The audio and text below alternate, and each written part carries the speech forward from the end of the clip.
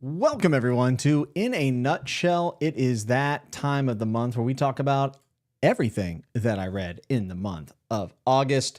I waited just before the end of the month to do this, as usual, a few days early, but I knew I wasn't going to get anything else read, so I figured it was probably a safe bet to go ahead and do this stream. For those of you maybe checking this out for the very first time, just so you know, yes, this is a live stream. However, if you're watching after the fact, you will have the opportunity to use the timestamps below. You can skip a lot of the banter back and forth with the chat. I think it's the best part personally, but some people just want to hear my thoughts on books and nothing else, and that's totally cool. Or they want to skip to the Patreon pick of the month, which we will be doing tonight at the very end. So there'll be timestamps for all that down in the description below. As always, I want to say thanks for being here, and also a big shout out to Mrs. Nuts for doing all the graphics that you're going to see tonight. Without her, this does not work. August, what a month. Big month for me personally. Started my new job, which was my old job. Left a team that I really loved, but I am now working with people that most of them I know, which is pretty neat, but also just working on some really cool stuff. So a lot of changes this month, all very, very good. This was my first week back, and I'm a little tired. I'm a little talked out. You know, you got to do all the meetings and everything, but it's all good stuff. Had a really nice first week. And on top of all that, trying to fit in a bunch of reading was very difficult. And I didn't feel super great about my reading habits this month, but all of the reads, we'll get into it. There's some great, there's some good, there's some I don't knows. But overall, I think quality-wise, it was pretty solid. The problem was every time I was reading something, it never felt like the thing I wanted to be reading at the time. Even if I loved the book, it was just simply never the right book at the right time, which does play a role into how much I can enjoy these things. But I knew August was going to be a month where, quite frankly, I overbooked myself and took on too much. I felt like every single read was planned. And that never feels good for someone who likes to mood read and be a little bit more spontaneous with their reading. But regardless, solid month of reading. We're going to go over it. And my pledge to you for the rest of the year is to not overbook myself, even with a big Patreon pick or something. I'm going to try to tackle things that I can and also read things that I want. So if I have agreed to a read along with you before the end of the year, just know it's all up in the air. Who knows if I will do it or not, because I am trying to dodge. That was nice, wasn't it? I'm trying to dodge the ever-dreaded reading slump, which nobody wants, right? So let's say hi to the chat, and then we'll get into some of these reads. And obviously, the Patreon wheel will be spun at the end of the stream. It has become must-see television every month. It just does me dirty. It does me dirty, and I hope to whoever that is not the case tonight, but we will see for sure. Ishan said, I am seated for this stream. YouTube is telling me the stream hasn't started yet, but I'm simply too seated. Well, hopefully YouTube kicked the stream on once I went live. Evie says, happy CWN day. My joy is immeasurable and my day is made. Evie, it is always great to see you. Fantasy Fanatic is here. It says, it's been a while since we spent a Friday night with the Delight himself. I am the Friday Night Delight, and I'm, in fact, live on a Friday night. I kind of broke that mold with the last few streams. Obviously, I had a spontaneous chatting with Nuts with Jared when he was here visiting. We had a great time going down to D.C., doing all kinds of stuff. Jared's always off doing really cool things. Not so much me, but at least I got to tag along. That was pretty neat, and we wish him all the best with everything that he's up to. It's been almost 3 weeks since I've been on. I apologize for that. It's just how the schedule worked out. I really wanted to get a video or one more stream up, like a Chatting with Nuts, as we approach episode 100. Unfortunately, that just didn't really work out. So, Chatting with Nuts 100, though, might happen this month. I mean, it should happen this month, or it might happen possibly in October, but I think after 100, there might be some big shakeups in the formats of how we do things and how we label things here on the channel, but we will have to see. Ridbook is here, who, by the way, is, I hope, going to be on one of the next 2 episodes of Chatting with Nuts. I have something very special planned for 100, so that is kind of solidified, but I'm really hoping to get Rid back on. It's been many years since we've seen her on the channel, and I would love to have her back. Paloma, greetings and salutations. It's so good to see everyone. Fantasy Babble and Neetha. Hayward, you're going to have to miss it. I was going to say nice to see you, but I guess you're busy. too busy for me. It's unfortunate. Kale, great to see you. K Fox, Beps, what's going on? Good to see you. Andre, great to see you. Hope your back's feeling better. Andre stumbled while carrying 90-pound dumbbells and screwed up his back. So let's send Andre well wishes to hope that he feels better very, very soon. That's what you get for being such a Chad, my friend. Mrs. Nuts is in the house. Some Okie dude said, what's up, lolling about at my new job until the game starts. Very cool. Well, I hope you have a good time. I also just started the new gig. Joanna, good to see you, my friend. BellTube is here. Said, hope you have a good stream. The Beowulf Bandit is stealing me for recording. We'll watch replay. Maybe. It's Philip's MO to run against chatting with nuts. It's just what he does. Just what he does. Success is Mine says, as a fantasy author trying to get published, your channel is such a huge motivation to me. So many great author interviews, so many great books, and of course, Jimmy himself, who's the greatest. Well, I appreciate that very much. Thank you. I don't really do many author interviews anymore. I kind of stepped back from those. But the ones that I have on the channel, I'm very happy about and very proud of. And, I got to talk to some of my favorite authors, which has been really, really cool. But at this point, I think in this channel, it's kind of just, it's just me, right? It's just me going live and talking to the community. And I like what we do here. It might not be the most typical of the booktube content, as they say, but I think it's pretty great. And Rid said she is always down. So we will be seeing Rid on Chatting with Nuts very, very soon. PNW says, glad to join on this one. I'm battling COVID this week, and I'm absolutely plowing through Swan Song. What a great read, but forever remind me of being sick. Yeah, Swan Song is one that a lot of people love. Obviously, gets compared to The Stand a whole bunch. And hey, there happens to be a Robert McCammon book on the wrap-up here tonight. We got back to old Bobby Mack, so we'll see what I thought of one of his, probably his most acclaimed work, I think. I don't know. I'm not a Bobby Mack expert, but I think so. Uh-oh, change. You're going to hear from Malin. Maybe, perhaps, or mayhaps. Rodrigo, what's up? Said, always the best way to kick off my weekend when I get to see one of your lives. Well, it's a 3-day weekend for me over here in the States with my new job where I get a lot of good holidays off. I'm really just ecstatic about this new job. I'm not going to talk about it a bunch because who wants to hear about work, but it feels good. It's probably the happiest I've been with my actual job in a minute. So it's very nice. I do miss my old team, though, at my old company quite a bit. But so, folks, if you're watching this, just a reminder, if you hit like, it helps out. It helps people find this after the fact. YouTube doesn't exactly know what to do with live streams, but I have noticed that whenever the like ratio is higher, people seem to find it, and that's where we get new people to come into the community, share great reads, give us cool recommendations, or possibly yell at me for how bad my takes are, which, to be fair, are questionable at times. Remus, what up, Jimmy? So happy to be hanging with everyone on live tonight. I'm happy for everyone to be here. Very excited to talk about these books. I have some conflicting feelings, but I feel like I have something to say about each of the books, though one is very, very small. Shall we get into it? Let's do it. If you are a fan of the channel, or if you've been paying attention to any of the wrap-ups that I've been doing, you would know that I read Shards of Earth by Adrian Tchaikovsky.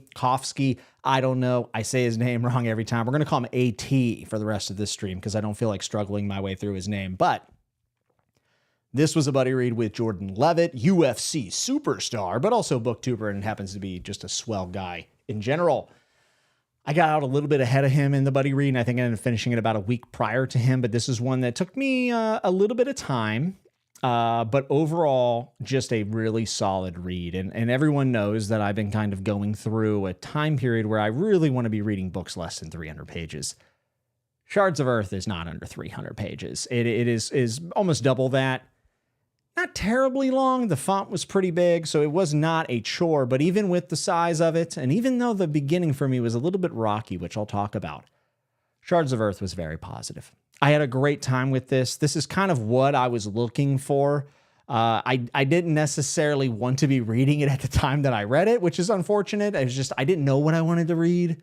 I'll talk about that afterwards because I'm kind of still dealing with that problem. But Shards of Earth, when I was thinking of sci-fi that I wanted to read, there were two things that came to mind. Epic space opera, which with crazy stuff, and Jeff Vandermeer was the other thing. And I didn't read any Jeff Vandermeer this month, so we got Shards of Earth.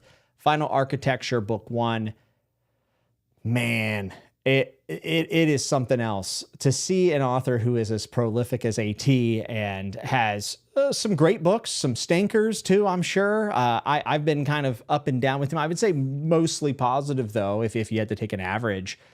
He really, really has something here. And one of the big reasons why me and Jordan decided to read this together, again, that's Jordan Levitt. I had Chatting with Nuts with him a couple episodes ago. You can go check that out. Was the fact that someone said, hey, this is a kind of like Mass Effect. And I will report back to say, I understand why someone would compare it to Mass Effect, but I do not feel like this is a one-for-one, which I don't think the person was really saying, by the way. They were just saying, hey, if you like Mass Effect, you might like this. I think that's a pretty decent recommendation. I would say do not expect Mass Effect totally, but there are elements that reminded me of Mass Effect. But what AT's done here is mesh so many things in sci-fi and slam them together in what really comes out to feel like an epic, and one that unfolds as the story goes along, as it usually does in book one. And by the end of book one, I wanted to know so much more, which is the epitome of success of a book one in a trilogy for a guy who is done with series. Like, I don't want to read any more series ever. I actually went ahead and bought books 2 and 3. And if the mood strikes me, I am planning on hopefully continuing this coming month in September, because I just love the way that this thing ended. We have a motley crew, various people from different backgrounds. There's one person that's been raised in almost like a eugenics program that is all female. And there's like a kind of like a powerful entity that they all belong to that definitely moves the politics. There's a lot of politics in this book, and also a ton of racism. This book has played with everything that you can think of when it comes to racism and xenophobia, and does it in a pretty interesting way, considering the fact that some of these things are like half cyborgs, half humans, half we don't really know what in the world they actually are. What is it to belong to like a commonwealth? Sci-fi has done this before, but I do think that AT did a pretty nice job of it here. So why not overwhelmingly positive? I do think that there is a small chance this book could end up in my top 10 books of the year as it stands today. I would have to go and look. It's right on that border. I have a strong feeling it's going to end up in the honorable mentions. And the reason why is because there's something with his books. I always struggle at the beginning of them. I always do. And this has been true for the things I've enjoyed from him and the things that I have disliked from him. Almost always love the premise. Not always immediately hooked. And that would probably be the case here with Shards of Earth. For instance, there's a prologue that I wonder if it was added afterwards, because like within 60 pages of the story starting, he kind of recaps what happened in the prologue once again. And you could probably argue that it makes sense because it's from like a POV standpoint. But I was just like, why are we already recapping? I literally just read that. Trust me as a reader. Please. So little annoyance there. And then I got to be honest with you, and this is the problem I have with a lot of sci-fi. They always go for this crew dynamic. Now, the motley crew and the way that it comes together and the backgrounds these people are coming from is all very compelling stuff. It works really well. I'm just not that emotionally invested in the cast. That's okay. I don't need to be. I'm not always someone has to be like, you know, just dying with emotion for the people that are going through whatever strife it is. So to me, the crew aspect, I think if you buy into that, this is probably like an all-timer sci-fi. I can't think, and I'm sure I'm wrong, but I'm trying to think of like a crew in sci-fi that I've ever been invested in that isn't The Expanse. And I know Expanse is mid or whatever. I feel like that's all I ever see online is how average it is. But say one thing for The Expanse for myself is that the crew, I'm bought in on every single character in that story. I just love the people there and in the crew. I'm trying to recall the ship name, and I for some reason can't recall it right now. All I know is that my friend Garrick has the name embedded on his golf clubs, which is pretty neat. But anyways, I think that the Expanse crew is really just my favorite, and I haven't found a crew in sci-fi that is really compared to that. And not to compare the two series, but I'm just saying it seems like the crew aspect is something that a lot of series try to put over, that it just never seems to click with me. Red Rising would be a good example of this. Sun Eater, in fact, I would say that I've never felt any attachment to the crew outside of maybe one character, other than Adrian, maybe. And then Shards of Earth as well. The Rocinante, thank you. I usually don't look at chat while I'm doing the review, but I needed to know the Rocinante. Yeah, so the crew doesn't necessarily strike like a heartstring with me or a super deep attachment, but I am interested to see where they go. And like I said, they come from different walks of life that do make for a compelling ship. There's big stuff on the horizon. And the way that he ends up playing with that towards the end is just magnificent. I love the plot of this book. I think the second half of the book, it really picks up. And not so much unlike actually a book I'm going to talk about at the very end of this wrap up. But yeah, this is awesome. Side note, the spines and the covers of these are pretty cool. The spines, when they're all linked up together, like different colors, and they're awesome. I love that stuff from Orbit. They've really done a nice job with this series, which is cool. I know that might seem very vain for some people, but with how many mismatched editions I have on my shelves, it stands out to be so uniform and so colorful. It's really cool. I'm reading books 2 and 3. This is one of the very few trilogies I've heard of lately that feels like everyone that I talk to says book 2 is better, and then book 3 is the best. When's the last time you heard about a book 3 being the best in a trilogy? I mean, usually it's always polarizing, but I've heard so many people say that the final book and the final architecture is just tremendous. And I got to say, I trust him to do a good ending after ending of this book. Completely hooked, completely in. Pleasure reading it with Jordan. Loved hearing his thoughts. There is so much going on. I guess we'll call it world building, galactic building. I don't know, whatever term we want to throw on it, but a lot of like meta stuff. And the final point I want to make is that I was kind of thinking it would just be like the ragtag crew, motley crew, people bumming around in space, stumble upon something, whatever. But with a lot of the cool sci-fi ideas, I think it gets fairly deep. And if you want to take some time to think about this after you finish reading it, or even while you're reading it, I think that you could spend a decent amount of time in the think tank. Me and Jordan were trying to puzzle out some stuff together. Like, did we really understand certain elements that are in this story? I'm not totally sure. I would like to reread it, to be honest, but I'm sure I'll get some more context in book 2. But definitely a success. Very, very happy with this, and super glad to be enjoying a book from an author who writes like his life depends on it. He is chained to the typewriter. He's like the Nora Roberts of sci-fi. He's just churning them out. He's going to get another pen name here soon because he's going to max how many books he can publish from Orbit. But yeah, this is a good one. And I would say that probably tilts his works more towards the positive side in my favor. I can forgive him for Cage of Souls, which I thought was kind of ass, to be honest. So let's see what people have to say about this. I saw Rid said, is this the Spider series? No, that would be the Children of Time books. And then there's other books in that series. I actually was not interested in continuing because it wasn't meant to be a series. And I'm kind of hardcore about like not reading on in series that weren't planned to be series. But then I heard book 2 had an octopus in it, and I might actually read that because I'm real big on the octopi right now. Anita, sorry, I had to get a drink. My throat is very dry.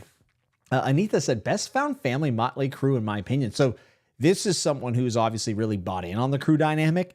I would not trust me on that. Like, don't hear that and be like, oh, well, I'm not going to be in the crew. I'm not going to be invested. It just seems to be a personal hang up with me. I think most people that read this book probably really enjoy the crew more than I do, I would say. The architects are borderline terrifying. Borderline. I think they're extremely, extremely terrifying. ADHD reader said, we're going to press that like button like we're digging into poutine on a drunken night. That is the most Canadian thing that's ever been said in my chat, and I respect that. I love that. Yes, and Anita is right. I do think that Adrian Tchaikovsky is very good at writing non-human characters. I've actually seen some people say that they think he is better at that than writing humans, like humans happen to be a weakness for him. I don't know if I'd go that far, but I would hear an argument that he's better at that, the non-human than the human POVs, which is fine. Pretty cool, in fact. Even in this book, by the way, can see the China Mieville influence, for sure. Remus said, Jimmy on his Warbaker review a couple years ago, I'm really more of a long series guy. Yeah, that changed. It changed big time. Anita said she was hooked in the prologue, but struggled with his new book, Shroud. I've just always struggled. In fact, I started The City of Last Chances and decided to come back to it at a later date because I read the first 3 chapters and just wasn't like jiving with it. Like his writing doesn't always mesh with me for some reason. I will, by the way, get back to that book, just knowing that he's an author I got to have a leash with and let him get me hooked, and it'll work. Matt Keene said, I really liked the crew in this. So folks, this is why I always say that you should totally experience books for yourself, because I'm not always of the right opinions. In fact, I'm wrong a lot of the times. I hate it, but it's true. So don't think just because I say the crew isn't compelling, well, I shouldn't say not compelling, but like I'm not invested in them, doesn't mean that you won't be. Daniel Klauser said, what about the Firefly crew? I've actually never watched Firefly. I know. Then Books of Genghis Khan's got my back. Said Expanse crew is fire. Expanse series is fire. You know, Genghis Khan, I'll die on that hill with you. From what I've read and obviously what I've watched, I'm a big fan. People who say The Expanse is mid needs a slap in the testes. That is a very testy thing to say, you could say.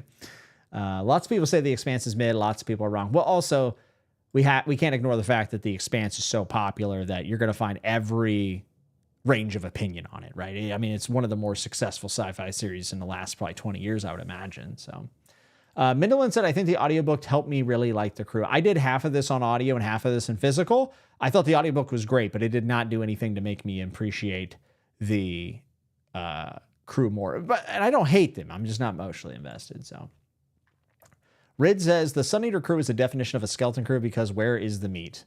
That is how I felt. And unfortunately, I felt that way in Red Rising, though I do think Red Rising has characters with like maybe more complex motivation as side characters. Not to compare the two, but. Ishin said, book 2, the best. Book 3, title is the best. Yeah, Lords of Uncreation has to be top 5 titles I've read, or I've seen, I should say. So.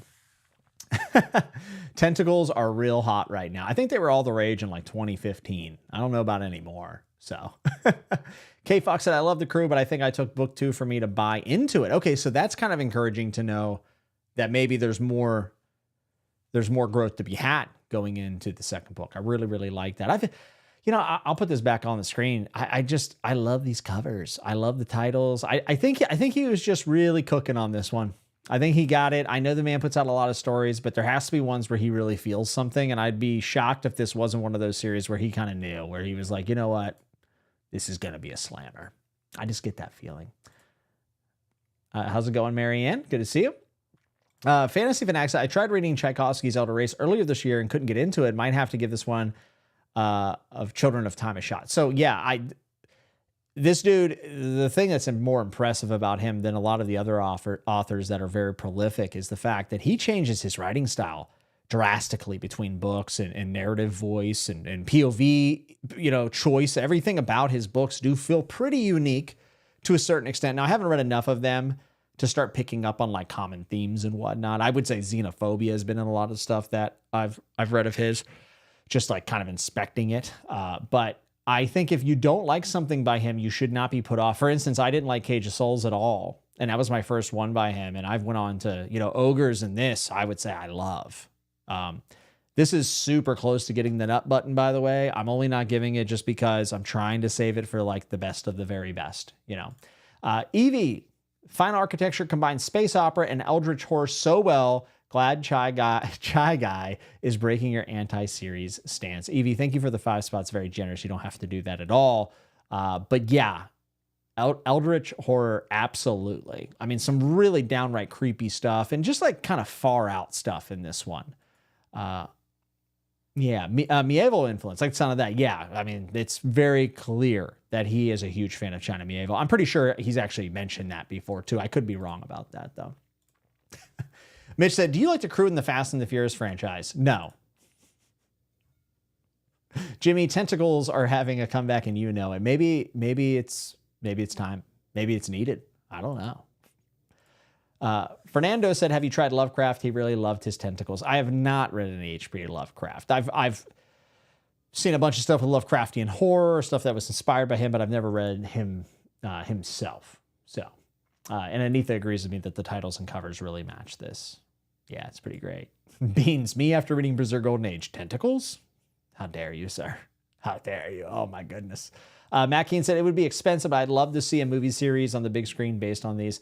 Yeah, I was thinking that. I was like, man, this could be like definitely a sci-fi blockbuster trilogy type thing. I mean, I haven't read books 2 and 3, but just to set up in book 1, I didn't get TV show vibes. I got like big IMAX theater experience vibes. I would love to see him get some sort of adaptation. I think that would be absolutely fantastic. What's up, Tom Orange? Good to see you, my friend, my manly friend. Which, by the way, Tom, I saw you were invited to some like booktube fantasy football. Like, am I invisible? Like, no one invites me?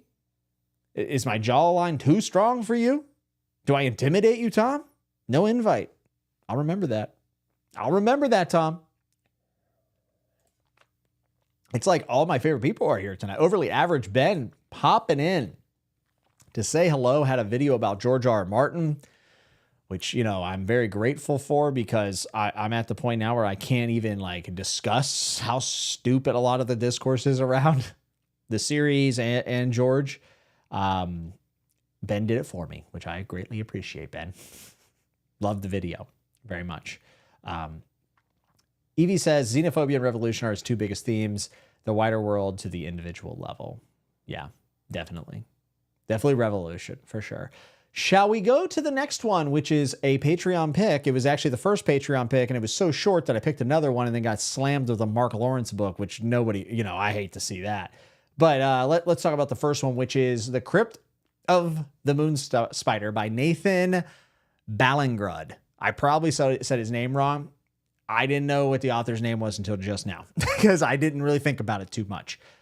I am so positive on this and was almost overwhelmingly positive. In fact, this book is a doozy. And I say book, it's a novella. It was 85 pages. It was free on Kindle Unlimited. If you have Kindle Unlimited, I know we're leaving Amazon like that's the move right now or whatever, but my Kindle Unlimited hasn't expired quite yet and I still have a Kindle, so I downloaded it. Sorry. Apologize, but very positive. This is so creepy. It is like sci-fi horror alternate history because I swear, and like I almost want to go triple check because I double checked. I almost want to triple check that this story supposedly takes place in like, I think it's like the 19 teens, like 1913 or 1923 or something like that. Or basically it happens many, many, many decades ago, but there just happens to be an asylum on the moon. We have made it to the moon. People are on the moon. And this unfortunate woman is being put into the insane asylum on the moon by her husband, who is really just trying to offload her because, quote unquote, she became more a burden than she was worth. Basically, he was not getting out of her what he was putting in. So, of course, what do? You put him in an insane asylum, which unfortunately, by the way, was reality. And not a reality that happened back in 1913. I believe the transatlantic insane asylum, the one in West Virginia was open until like 1990. I want to say 1999. I might be wrong. And you could basically check in your spouse. And by spouse, I mean wife. And they would not be released until you signed off and came and got her back. So a little bit of truth behind this one. But that's where the reality kind of stops because this is a trippy, creepy novella. 85 pages, well worth it. If you're looking for something in spooky season coming up, and I know people are tired of hearing the phrase spooky season, but I love alliteration, so you're going to have to get over it. October is telling you right now. It's knocking on the door. It's almost here. Pumpkin spice lattes and jack-o'-lanterns. Get with the program. Crypt of the Moon Spider has to go on your list. You got to try it. It's a novella. This author is planning on doing a trilogy. Book 2, I think, comes out in October. So you could actually just go back to back and do books 1 and 2. I actually pre-ordered it. I went ahead and pre-ordered it because I have to just see where we're going with this thing. It did have an ending that I felt was pretty conclusive. I mean, you can go places with it. I don't know what to expect from the second one. I don't know if it's just like another tale in this kind of weird alternate Earth or if it's going to continue this story. I have literally no idea. All I know is that this was shocking at some moments, downright creepy, like kind of made me like, ugh. I'm not a huge fan of spiders. There's a lot of spiders. There's some imagery that is so punchy and so in your face because of the fact that it's a novella and he only has so many words to work with. It just, you can't help but to be a little bit shocked. Now, if I reread it, would I be as shocked? Probably not.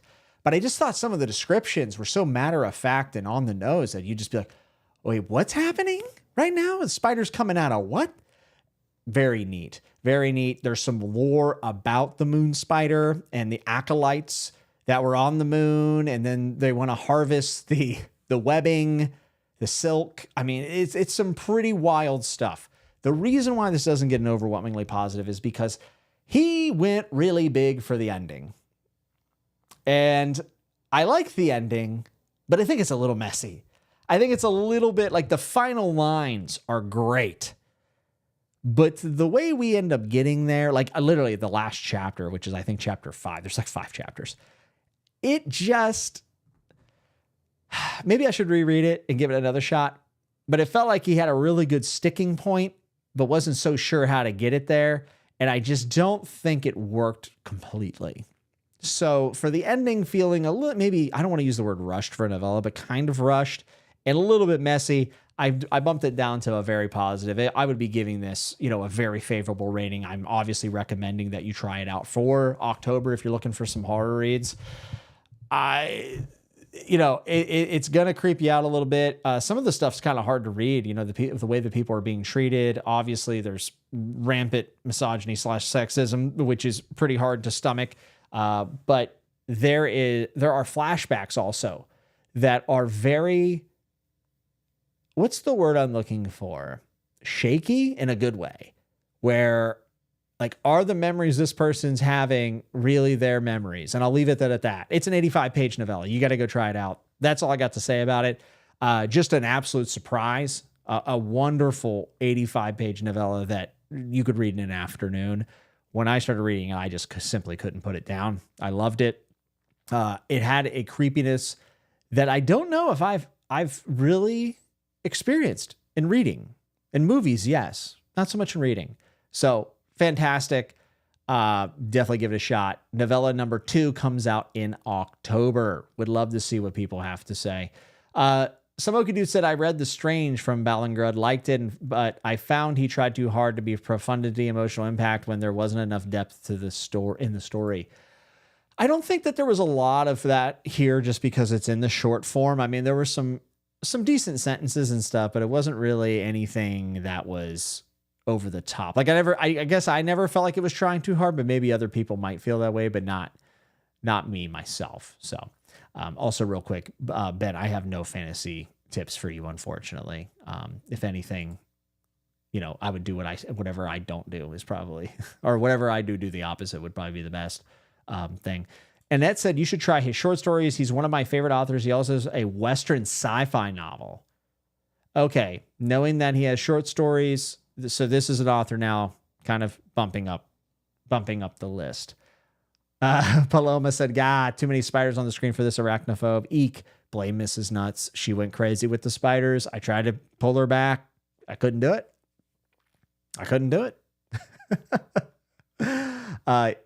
I'm hoping that there's some other people in the chat that have read this. I would like to see. What's up, Dark One Stink? Great to see you. Overly Average Ben said, Maria, or The Wrongs of Woman by Mary, why'd you do this to me? Wollstonecraft is a great book about someone being locked up in by their husband in that way. Yeah, and unfortunately, it legitimately was the reality for people all the way into the 90s, which is just unbelievable. So, Robin Black 9 said, Children of Time is fire. Yes, absolutely. There's always a lot of Tchaikovsky's fan whenever I cover this. So, Bep says, spooky season, let's go. I definitely needed that. Well, this is definitely the one for you to go. Get ready for those pumpkin spice lattes, skeletons, vampire, and devil canoe. Mitch said, Mrs. Nuts notably absent in this chat. How much should we read into this in light of this book's content?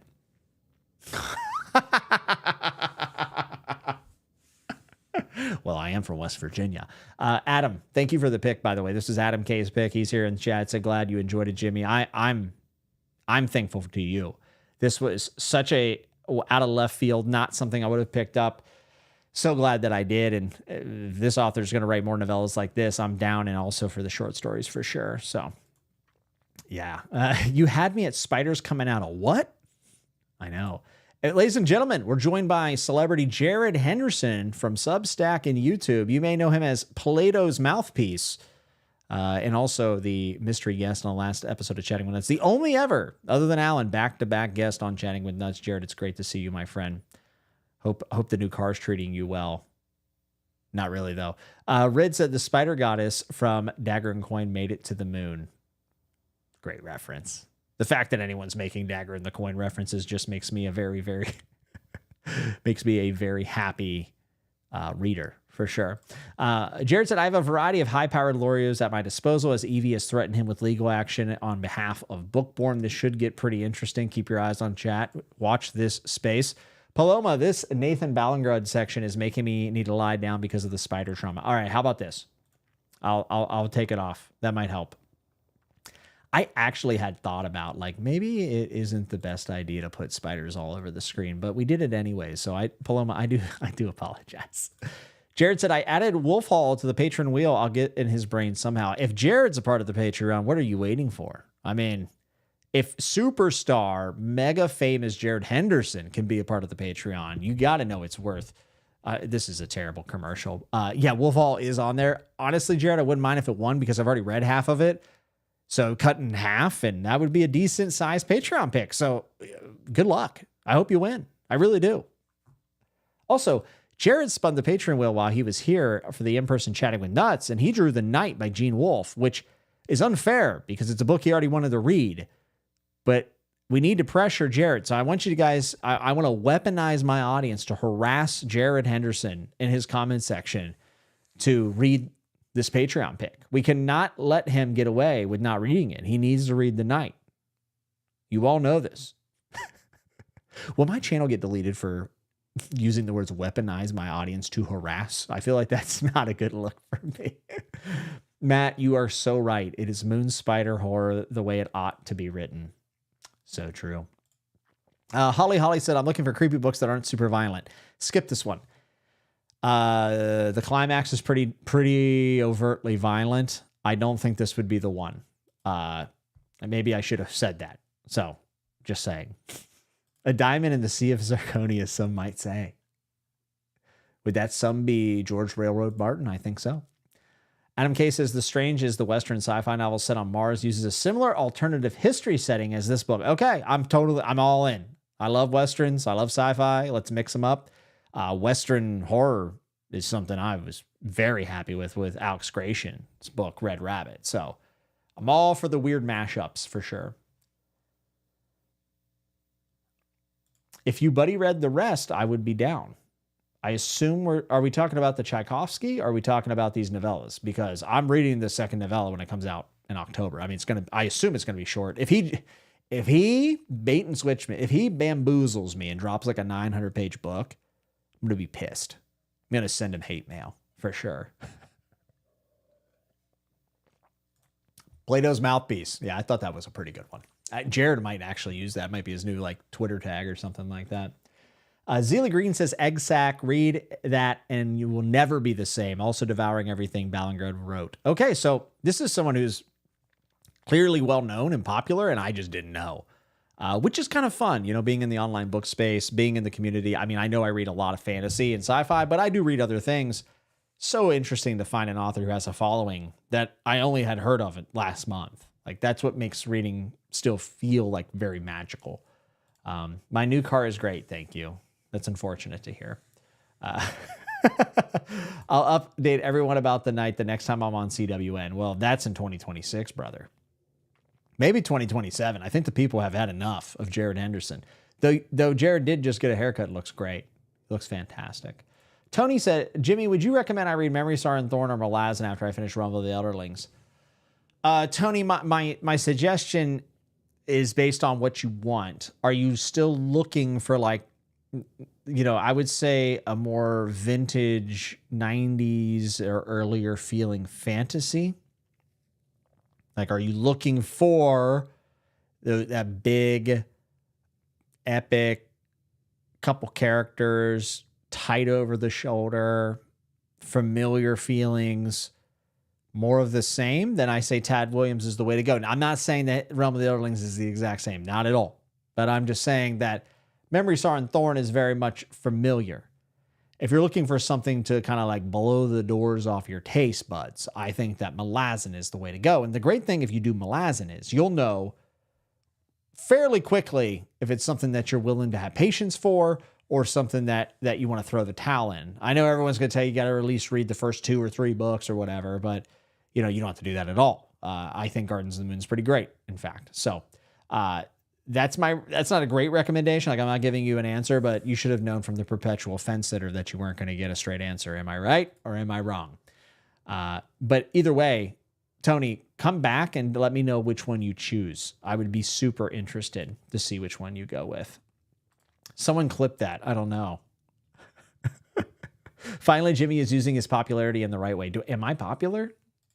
I think it's just the same like 4,000 people watching these videos every week, which, by the way, I'm very thankful for. I can't believe there's thousands of people that watch this. But I think we've kind of reached our limits here. Like, we're not bringing in many new people as it would be. Actually, if any one of you, even if you're watching after the fact, but if you're here live and this is like, you're newer to the channel within the last maybe 3 months, let me know in the chat or let me know in a comment. I would just be curious, super curious. Overly Average Ben said, what is the point of us as an audience if not to weaponize us? I would argue there is no point without weaponizing, personally. Book 2 says 144 pages. I'm not thrilled by that, but that's manageable. We're reading it in October. Everyone pencil it in. We're reading it in October. I don't even remember what it's called. Annette said, if you're down for weird mashups, the Gothic sci-fi Leech by Heron Ines might be right up your alley. For some reason, I feel like I might have that. I might be wrong, though. I could be wrong. Paloma said, speaking of Western horror, I just borrowed a book from the library called The Unkillable Frank Lightning. I think it's going to be a riff on Frankenstein in a Western setting. I hope it's good. If it is, Paloma, report back next month, please. Jared Henderson is here harassing me. So, Jimmy, next time you want me on CWN, I need you to book with my talent agent's assistant. I am no longer handling my scheduling for minor live stream appearances. Listen, Jared, all I'm saying, brother, hey, come in close. Come here. Oh, I got something to tell you. Jared, are you listening? I know where the bodies are buried, okay? Tread lightly. Philosophy man. Okay, so back to the stream. Jared, what a guy. What an amazing guy. Andre, have a great weekend, my friend. Andy Smith. Andy, I got a bone to pick with you. I messaged you back. I asked you how you doing. I'm like, hey, maybe chatting with Nuts is a possibility. And you didn't message me back, bro. That hurt my feelings, bro. But it's good to see you. And he said, speaking of Malazan, are you ever going to have that one hot, redheaded, highly intelligent Malaz on your channel again? Andy, check the DMs, bro. There might not be a bigger Andy Smith fan than me. I've been saying your name for years. You up and left me all alone, class 2020. And I'm like, guys, you remember Andy Smith? Remember how great he was? Remember the bow tie? Remember postmodernism and Malazan? And what do I get? I get no response. How dare you, sir? How dare you? No, Andy, of course. In fact, we should talk very soon because I have so many things to ask you. So many things to ask you. Wakeless Rex, pretty sick name, said new person, big fan. Well, that's awesome. I hope that I don't get too old. I find myself to be very redundant and kind of annoying, but if you're new, I probably haven't had enough time to burn you out on me yet. So I am very happy that you're here, Wakeless Rex, and I love your name. Adam K said Cathedral of the Drowned is the second novella. All right, let's be fair. These titles, they're slammers. Like, they're really good. Cathedral of the Drowned? It sounds like a level in Dark Souls. Absolutely tremendous. Thomas R. Howe. We're getting the big guns here tonight. Everyone's here. Thomas said, I see Boy's Life and I click. I need to watch your stream with Alan about Witcher 3, mainly just to watch Alan just railroad and you being like, how do I interact with this person? Is this a person or is this a robot? I'm sure it was probably challenging, but well worth it. Thomas, good to see you. Boy's Life. We're going to be talking about that next, actually. So it's going to be great. This took a turn. Shit, I'm late. You're never late. You're never late. You're on time. Jimmy sliding into Andy's DMs. In his DMs? In his DMs. You have no idea, Evie.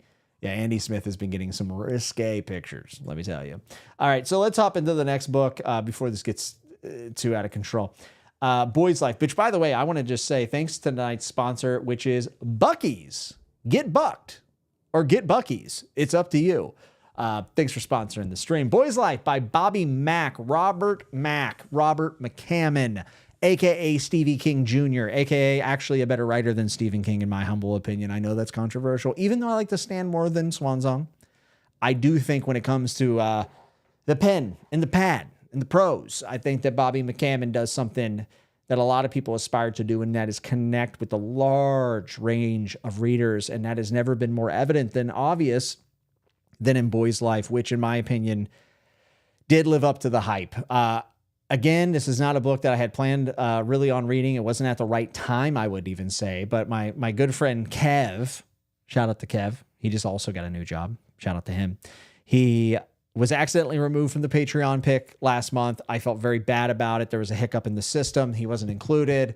He's been wanting me to read Boy's Life for like 4 years. So I decided to finally settle down, buckle in, and read this book. And I mean, when it comes about like coming of age and spending a summer as a boy in the past, there are probably not many books that could stand up to this. Stand By Me is one I definitely think of. There's a few others.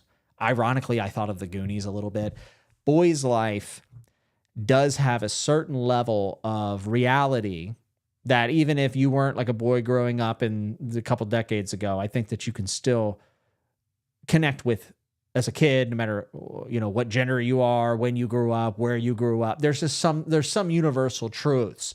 And the universal truth that I think Robert McCammon does better than many of the other attempts at this that I've seen is the fact that when we are younger, we allow for the possibility that magic and the supernatural and the unexplained can exist. Now, plenty of us go into adulthood with maintaining that, but I do believe that there is a certain level of curiosity that is kind of instilled in us as we kind of puzzle out, our brains are forming.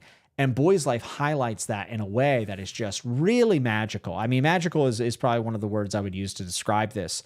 And threading the line with the reader of like, is it magical? Is it supernatural? I'm not sure. All that's good and well. But this book was already going to be overwhelmingly positive for one simple fact, and that is the fact that there is a traumatic experience at the beginning of the book with the main character's father.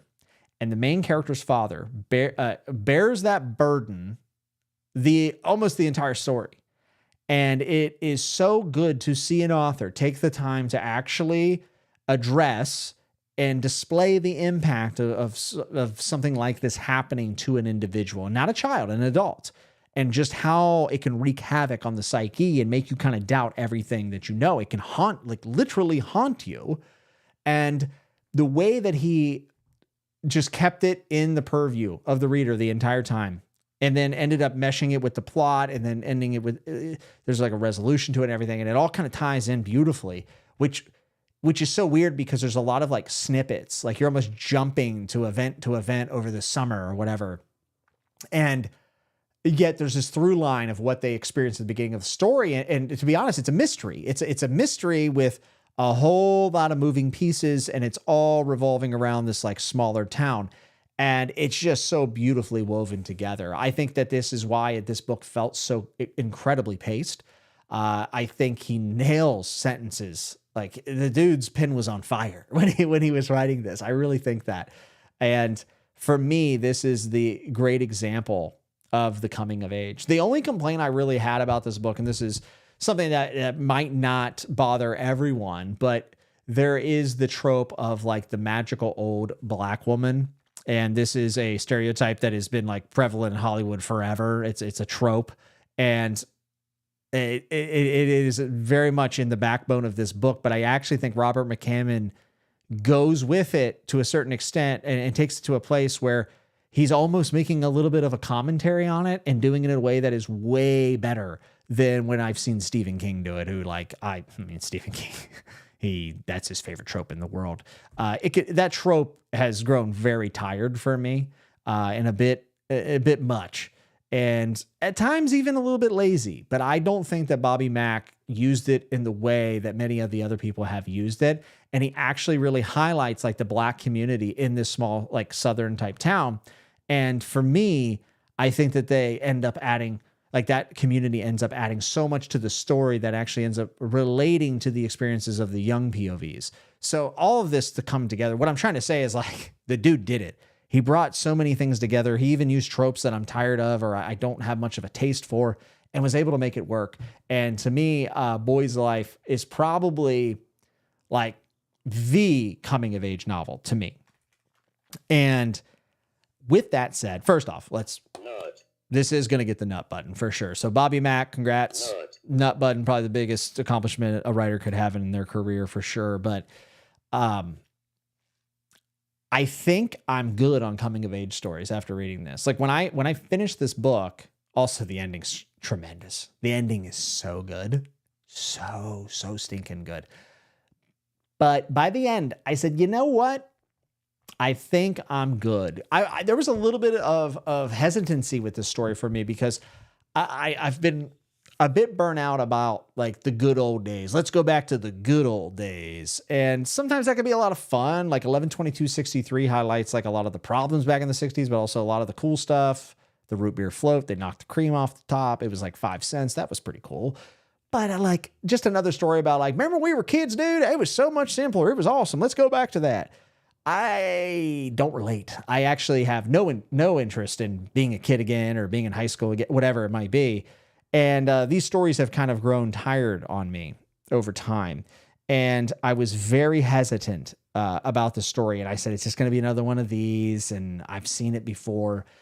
I tell you this not to try to, it's not a negative of this novel. It's to show you that this is getting an overwhelmingly positive with all of those biases and thoughts in the wrong mood at the wrong time.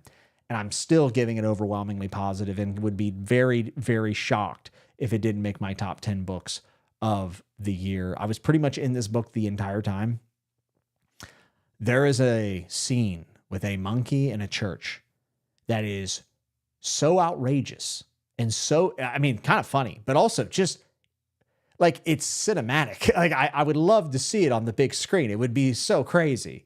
But for me, just a well-rounded cast from the adults down to the children, different types of communities, all the stuff you would expect in a small town, but also for the period in America in which it's written in and the repercussions of certain decisions that were made on a world scale. It's incredible. It's an incredible book. Lived up to the hype. I loved it. And I hope you'll try it. I hope you'll try it. That's all I got. That's all I got. Let me go up and see. I'm sure there are people who have read Boy's Life here. I mean, I know Thomas was in the chat earlier talking about it, so I'm sure that he'll be able to chime in. Sounds like he was a pretty big fan. Let's see. Okay, Paloma said, you've made a lot of Boy's Life's fans really happy right now. I was dreading reading this because I was like, if I'm the one person who thinks it's mid, that sucks. Like, I don't like rating on people's parades, but I had a feeling it wasn't going to work for me, and it did. It's awesome. Thomas R. Howe said, I agree. I think he is a better writer than King. His prose, Chef's Kiss, reminds me of Rothfuss in a way. Yeah, I would say I enjoy, I like his writing even more than Rothfuss's. I really think McCammon is talented. I read the first chapter of Speaks the Nightbird, and it was so freaking good. And I would have continued if the book wasn't 800 million pages and 16 book series, because it's exactly the kind of setting and stuff that I'm interested in, like the whole premise of that. But when I was reading that, I was like, God, like this dude is so talented. I believe he just finished, was it the last Matthew Corbett novel in that series? I think he wrote his final book recently and he's retiring. So shout out to him. I'm glad I'm enjoying his stuff for sure. So Bep said, McCammon is incredible at nostalgia horror. I felt the dust under my shoes glorious. Yeah, absolutely. Fantasy Fanatics, I wrapped up Boy's Life a couple days ago and absolutely adored it. What a book. Okay, I'm glad it's not just me. Boy's Life, overwhelmingly positive. Okay, I'll forgive any disparaging of the book that wouldn't burn. And that is next. That is our final book for the wrap-up. Stay tuned for that one. Ordinary Grace is a heartbreaking coming of age in a summer novel. Yeah, I actually own this book, Samwise. It's going to be a long time before I read another book like this. One, because Boy's Life was stellar, but again, just kind of fatigued by this type of story. Boy's Life just defeated that bias completely, thankfully. Boy's Life is so beautiful. I think beautiful is a very apt description of this book, especially by the end. Also, just let me say this real quick. Like, at the beginning of the book, the main character is kind of saying, hey, I'm going to reflect on my life. Some of this narrative isn't going to make sense because I'm going to be talking about private conversations that I'm not in, but I heard stories. I mean, he's basically giving himself an out to write the story that he wants with this kind of frame. You could criticize that if you want, whatever. But there's something about like a child reevaluating their parents as they grow old and being able to understand. I think like as children, we can't really understand, one, the pressure that our parents are under, but also sometimes like the decisions that they would make or like what was actually happening at the time. And while this book doesn't take like a ton of time to comment on that, I think there's enough of it there subtly through the trauma that his father actually experienced at the beginning of the book that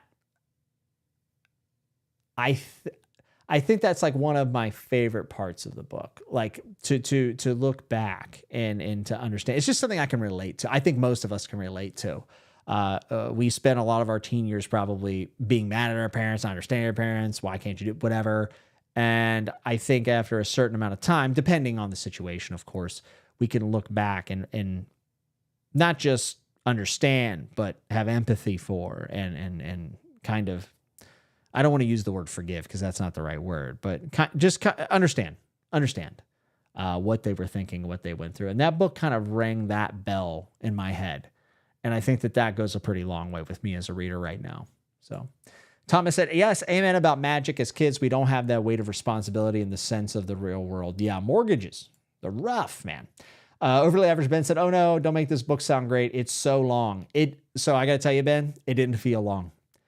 I love the Deluge by Stephen Markley. It's probably my book of the year right now. The Deluge felt like every bit of 1,300 pages.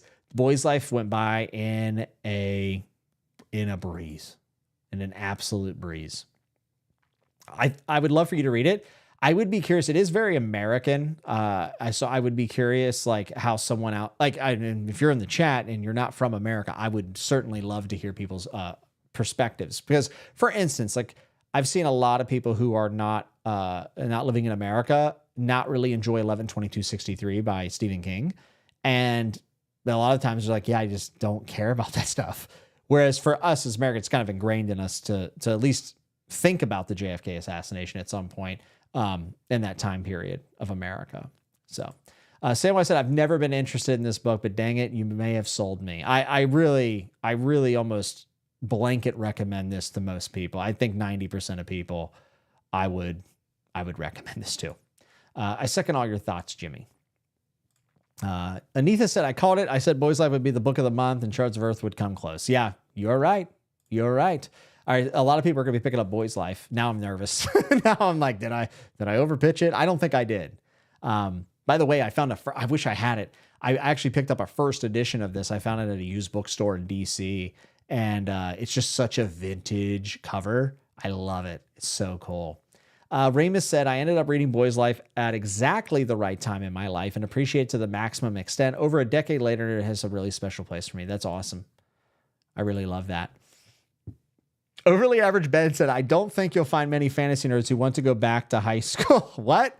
I want to get bullied again? I did the bullying. No, I'm kidding. I mean, actually, I didn't have that bad of a time in high school. I don't know. I see people are like, man, if I could just go back freshman year, dude. I'm like, yeah, nah, I'm good, dude. Having money is sick. Like being able to buy my own Strombolis from Giant Eagle. That's a deep cut. Unless you're in Southwest PA, you have no idea what I'm talking about. Thomas said it's an all-timer for me. I mean, it could very well be for me, too.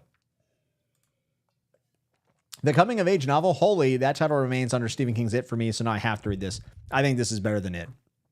I also love It for the nostalgia of watching the TV adaptation miniseries when I was a child.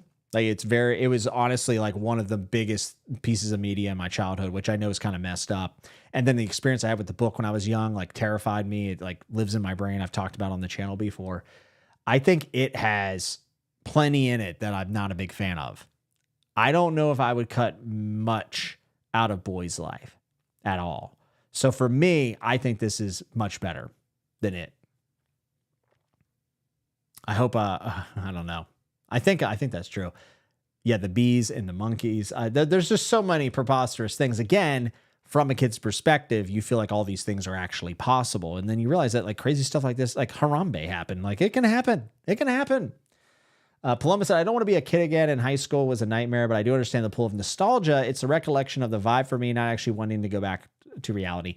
If there's any nostalgia for me about being a child, it was the summer vacation, riding my bicycle until dark. And Boy's Life has that. So Bobby got me a little bit on that, but I'm just not a huge nostalgia guy personally myself. So Tony said, you've convinced me to read Boy's Life, especially since it's written in first person. So yeah, read a sample and see, because it kind of bends the rules and plays around a little bit in the recollection sphere. So I don't want you to think it's going to be like straight up like King Killer or something like that. Where, yeah, read the sample, I would say. Monkeys in church, you mean a hyperactive Sunday school? No, I mean a literal monkey in the church, and it's insane. It's insane. Daniel Klaus said, given that I graduated in 2000, if I went back to high school, I'd probably be doing stuff like trying to prevent 9/11 and such. Sounds kind of stressful. Yeah, I can understand that. Tom said, Boy's Life is my 20th favorite book of all time. The fact that you know that annoys me, Tom. Like like you might as well pull out a guitar and play Wonderwall at a party. Oh, it's actually my 20th favorite book of all time. Tom, what are we doing? What are we doing? Don't you have stones to be picking up, Tom?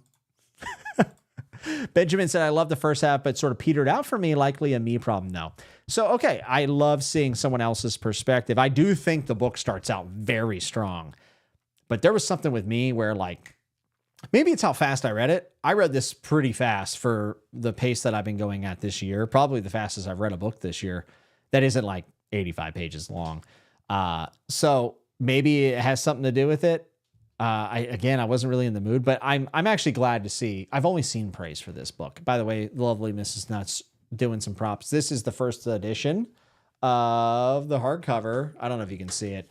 Kind of hard to tell, and I don't have enough light up there, but it's a bicycle with a headlight and a mysterious lake that may or may not be in the novel. So a very cool first edition. Is this signed? I don't think it was. No, not signed, but a first edition nonetheless. And I wish you could see the cover a little bit more, but you can Google it. It's very, very vintage and very, very cool. I like it much more than this cover for sure. So Speaks the Nightbirds is probably the most interesting to me. I would agree. Before Boy's Life, I would have said that was probably the one I was most interested in. So Thomas said, I got to go out. Oh, playing Metal Gear Solid Delta. Love your channel. Thanks, man. I appreciate that very much. Love what you do. Metal Gear Solid Delta is... I don't have any time to play it this weekend, or I would. I've been waiting for it for so long. Crystal Box said, not about Boy's Life, but I just read James by Percival Everett for one of my college courses, and it was amazing. I was so excited to see that on the syllabus after hearing you speak about it. That makes me so happy to hear. I actually looked at that book today on my shelf back here, and I was just reminiscing about how good of a time I had with that book. So I'm glad you really enjoyed it, and that's a hell of a syllabus. That sounds amazing. Put me in that class, please. Oh man, there's so many good stuff here. Not American. Maybe you figured it out for me. 11/22/63, top 5 all time though. So I would say that, maybe it's not the American piece. Maybe just didn't. The second half didn't work. It's interesting to see somebody outside of America like 11/22/63 though. But you're also a huge Stephen King fan too, so you have to be somewhat plugged into the Americana stuff because that's what King does a lot of the time. So, Saul, is this Is this the bear waving? This is tremendous. Would a Canadian like it? Possibly. David said Portuguese and still loved it. Okay, cool. So we're seeing some out of out of the country love for Boy's Life, as well as one dissenting opinion. Someone should make a story called Toy's Life, a Toy's story, if you will. Mitch, you can see yourself out. Super Gainsboro said, I agree with Jimmy. Excellent character development and a plot that really goes the extra mile. Truly unique read. I promise you all that Matt has not read this book, and he just Googled that, which is why we love him here. I hope Ellie's new sleep schedule is going well, Matt. It's a good thing we put off recording because my week was outrageous. So hope you're doing well, buddy. Boy's Life better than Song. I would agree for sure. I will say, I also make some pretty great pumpkin cookies. Tom, you're back in my good graces. I will give you a mailing address where you can send those bad boys. Or hey, you and Mrs. Orange come up. We'll do a little duo stream. I saw you go visit Talking Story, so you can surely come up this way. I would hope. People should read the prologue of Boy's Life to get a feel for the writing style. If they like that prologue, they'll probably be like the rest of the book. That's kind of what I think, for sure. Library Ladders here. Bridger, good to see you. Said, I'm glad you loved Boy's Life. It's one of my all-time favorites. His use of the magical black woman trope feels authentic, not borrowed to me. His upbringing in the Deep South familiarized him with the grist tradition brought by slaves from Africa. Bridger, you always know more than me. Always. And I always loved it. I love you for it. Yes, I didn't know all that, but I could just tell that it wasn't your run-of-the-mill, lazy implementation of this Hollywood trope that it was done to death decades ago. And for that, I think that this just kind of shows the right kind of writer Robert McCammon is. Jake said, I will annoy Jimmy by saying it's my 98th favorite book of all time. See, but Jake, I expect that from you, not from Tom. It's the 100th. All right, guys, come on now. All right, come on. 138 is Gardens of the Moon. Now everyone's throwing out these numbers. We can't just, listen, we cannot just be throwing out random numbers in books, okay? Holgerson, good to see you. Very, very good to see you. I've long said that we need a book series inspired by Metal Gear Solid. Authors ain't that ambitious, though. Mitch, could not agree more. Could not agree more. Death Stranding as well. Huge Kojima fan. Oh, Taylor's here. Said, I also really liked 11/22/63 and I'm not American. Okay, yeah. I definitely didn't think it was impossible, but I did think it would be somewhat rare. So I'm kind of surprised there's so many, but I guess it's a small sample size, right? So Jake is not American. Said 11/22/63 is currently my book of the year frontrunner. I kind of like that book. Feel like that book just rips. I would agree. I think so. Evie said I'm American and DNF'd 11/22/63. Get out of here. Get out of here, Evie. Okay, is it time? Very funny, Jake. Is it time to get to the last book and the one everyone's been waiting on? The one that put my head in my hands last month. Thought I could get out of the Patron wheel second pick without being punished. And lo and behold, we draw a Mark Lawrence book. Me and Mark Lawrence go back a long time. We went to the same high school. He took my lunch money. He stole my girlfriend. And he threw a punch on me at the prom. But I got back at him by disliking 2 of his books that I've read so far. Calling him an edgelord at times, I think. I don't think I said that, but none of what I said is true. And I am somewhat shocked to report the book that wouldn't burn, the second Patron pick, is slightly positive. That's right, slightly positive. Mark Lawrence, take a bow.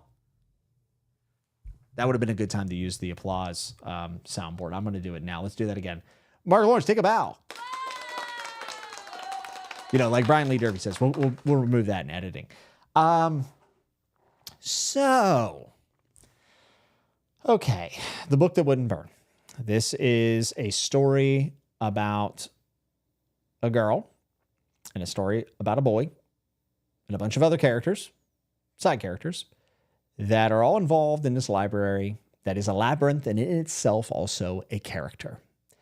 This book shares something with the Moon Spider book and the fact that it is pretty trippy. And I do think that Mark Lawrence absolutely goes there. I love the premise of this book. I think that the ideas in this book, some borrowed from past works, as my friend Bridger from Library Letter also read this at the same time. I think I came out just slightly more positive than him. Most of that positivity coming from the back half of this book. The first half of this book, I was struggling. I mean, struggling. I said, oh no, here we are again. Another Mark Lawrence book that I should DNF, but I'm not going to because I don't want to be known for DNF and Patreon picks. I'm glad I didn't DNF it. How about that? I didn't think I'd say that by the end of it, but I will say I'm kind of glad that I did not. I think this book, out of all of his books that I've read so far, which I've read Prince of Fools, book 1, whatever. I don't know what it's called. I can't remember. It doesn't matter. Prince of Thorns, book 1. Is it called Prince of Thorns? I can't remember. Whatever. I didn't really like it. Mark Lawrence's writing has never really jived with me at all. And I've always just felt somewhat unattached from his writing. I hear a lot of people that I love and respect and who are huge Mark Lawrence fans. And they talk about just how poetic some of his writing can be and how, he can really like touch a nerve. And I have just simply not had that experience. I've never read anything Mark Lawrence has written down and been like, man, yeah, except one quote in this book. Which was kind of a line, I wrote it down here. Yeah, there's a line about deciding what to read and not reading because of the worry that you would find an adequate book and not a diamond. So you would rather like not read because you're afraid you're only going to read like a mid book. Ironically, that was kind of me with this book. I'm like, man, I could be reading a absolute killer book right now, but instead I'm reading the book that wouldn't burn. Which we are going to test at the end of this. I'm going to light it on fire. I'm just kidding. I have the ebook and the audio book, so I can't do that. I'm not lighting my devices on fire. So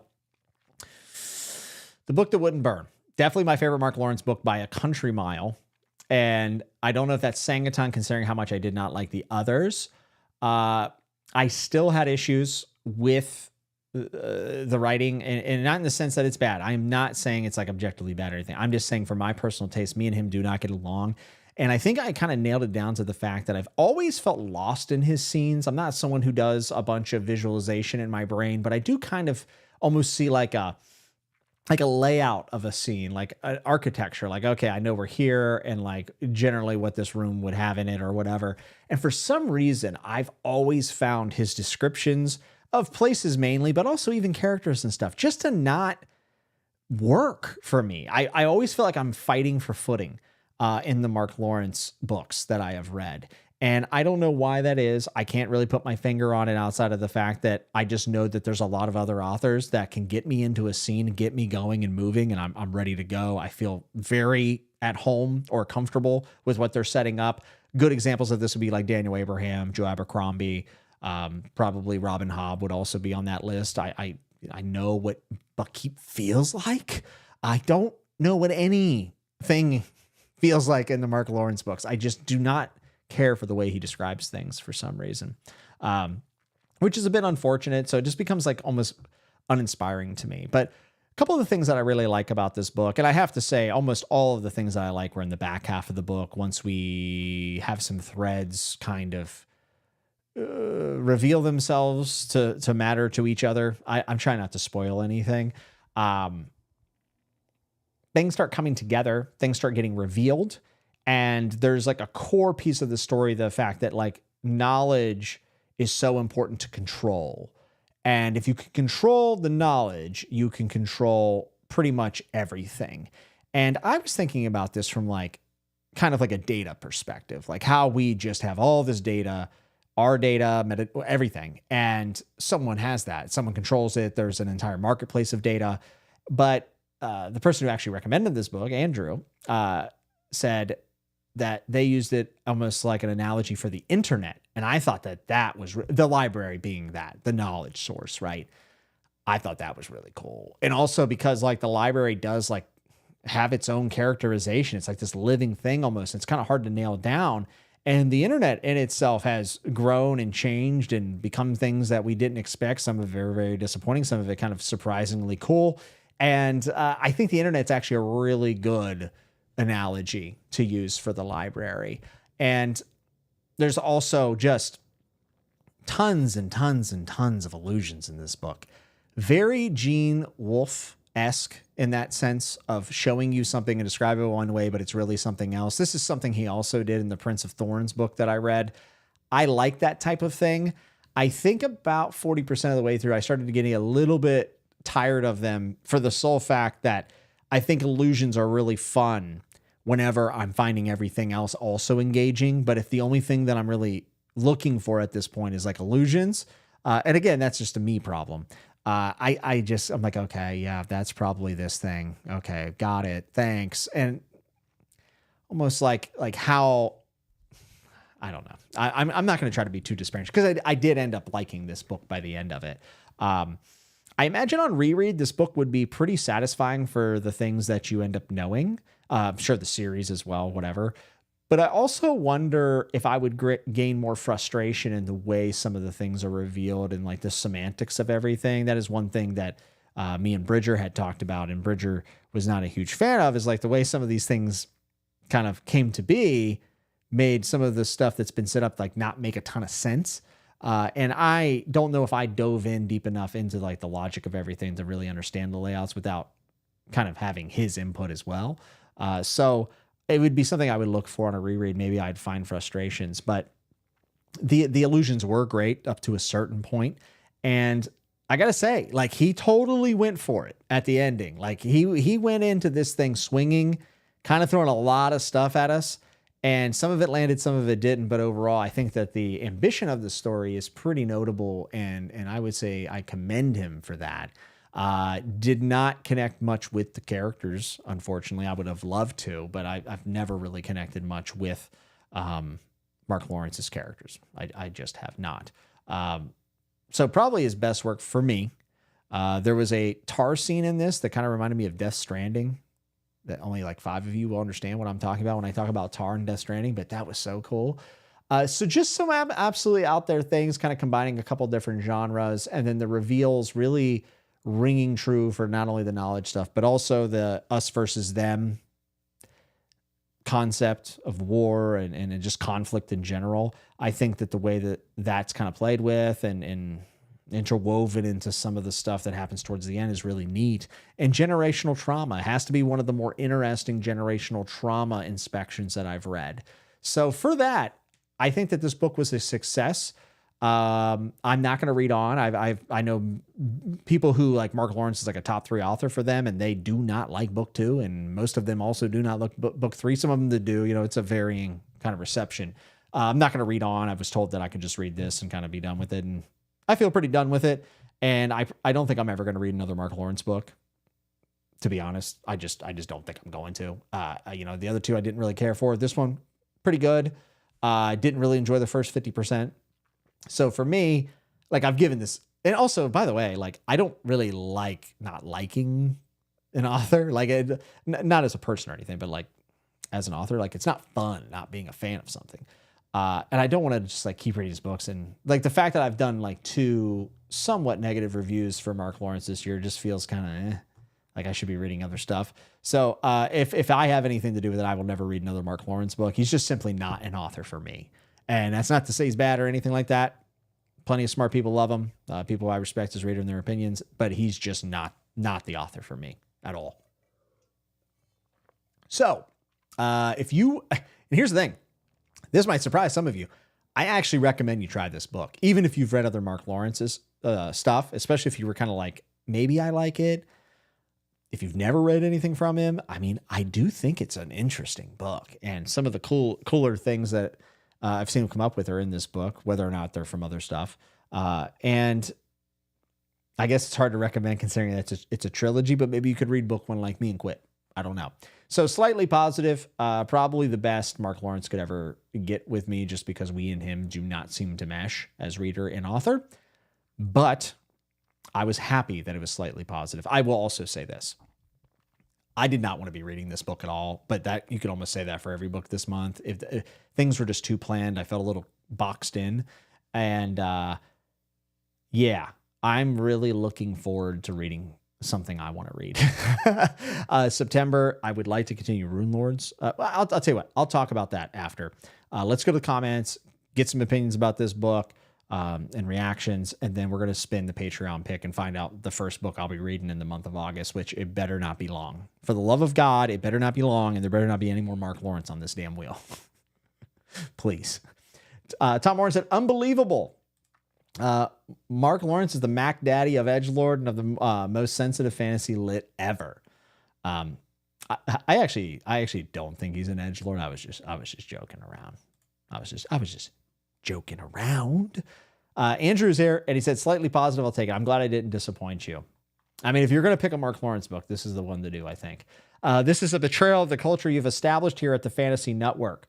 Oh, it's a good time to let you guys know that it is no longer the Fantasy Network. I'm just kidding. It is. Fantasy Babble says, wow, Mark Lawrence redemption arc? Possibly. I don't know if I'd call it redemption, but maybe a gasp of breath before, going under. Ramus said Jimmy barely didn't try to see if the book would live up to its name. Yeah. About a boy and a girl? Is this just the huge metaphor for the birds and the beanstalk? You nailed it. See, the thing is that you have... No, I'm just kidding. David said, I enjoyed this book just until the ending. It felt unnecessary just setting up for the following books. Yeah, there's definitely like that big bridge to saying, hey, there's more. I didn't necessarily mind that. Maybe because I knew I wasn't going to read on. So I was like, I'm sure there's going to be stuff here that like I'm not super worried about. And that happened to be the case. Pretty wild, though. Like the last 25% of the book's pretty insane. Rid said, an excellent writer. Why is this the most lukewarm Gurm blurb I've ever seen? Who knows? Maybe George didn't have his reading glasses on. Overly Average Ben said, now that I'm reading his Dark Materials, I'm just so grateful I read the Lawrence trilogy first because his Dark Materials is just so much better with similar feeling series. Interesting. I've read book 1 of his Dark Materials and really liked it. That's a trilogy I would like to get back to because the sequels are finished now, I think, which is kind of cool. So Bep says, the way Lawrence writes about books, stories, moi, gorgeous. I would put him in the same author bucket as Robert Jackson Bennett. Perfectly satisfactory, just consistent. Yeah, I think that he has written so much at this point into a certain way and a certain level that like if you're a Mark Lawrence fan, you're probably eating pretty well. I mean, the guy publishes a lot. I don't think he ever planned on publishing this month much either. I remember there was like something where he said like, I'm going to step away. Like I never really intended to be a full-time author, but here we are. And then he published more books. So apparently that wasn't true. But yeah, if you're a Mark Lawrence fan, I mean, I couldn't imagine that this would be a stinker for someone who's already liked his other works for sure. The book that wouldn't burn fails to take off. Yeah, I got to get better at titling things. Samwise said, they say if you chat the name Jorg Onkrath during a full moon, you spawn Mark from Slowly Read. I would love to spawn Mark from Slowly Read. That's my dude. That is my dude. Ben said, I've somehow read 6 Lawrence books, even though I've never rated one higher than a 4. I would probably give this like a 3 if I had to do out of 5, which is the highest I would have given him probably. Seth Plato says, that boy can write. Gurm. I don't believe you that he said that. Jake said, I feel like he just communicates physical details inefficiently. I feel the same thing for as you writing. I feel the same thing as you for the writing style of the 3 I read. Okay.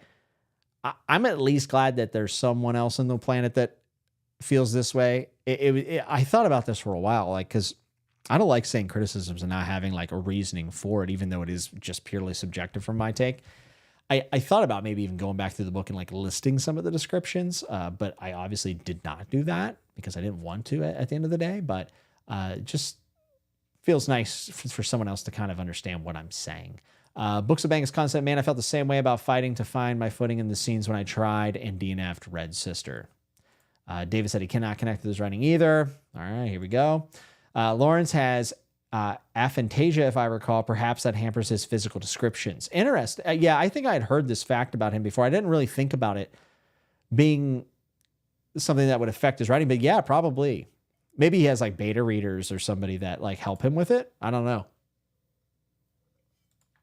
Mitch said, changing my Patreon book to Red Sister. I'm certain that's one you will love. Mitch,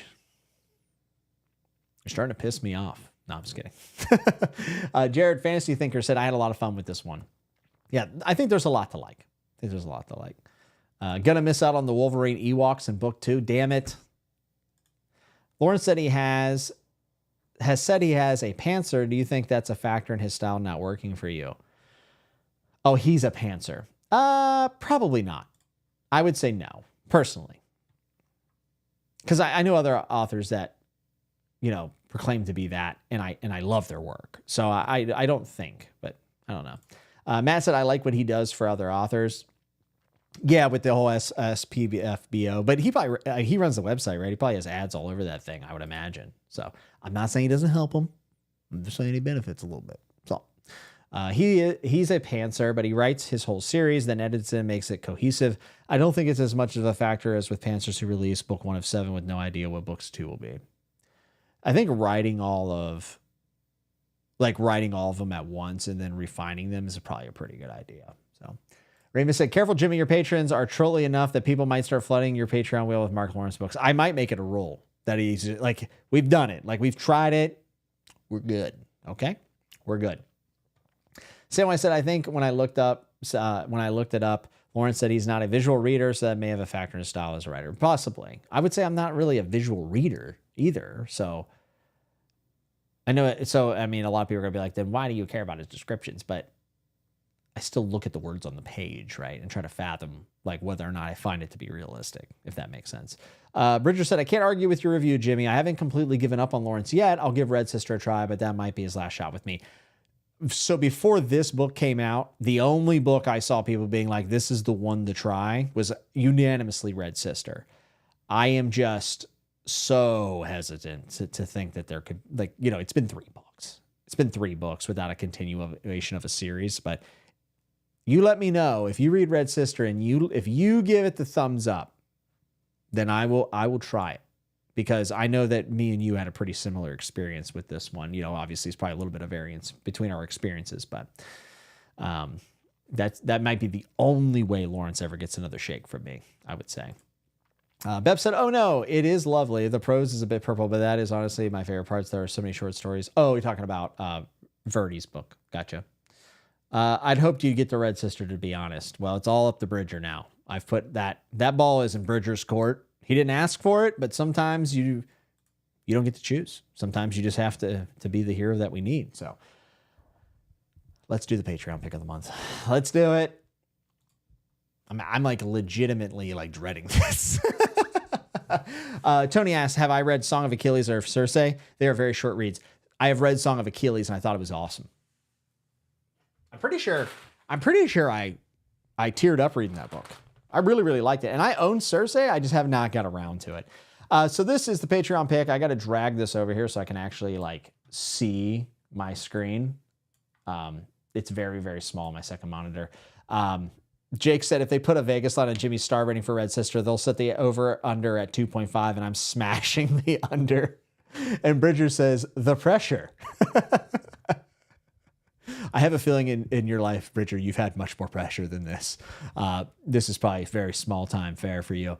Evie said, please, for the love of God, only one spin pick no matter what the pick is.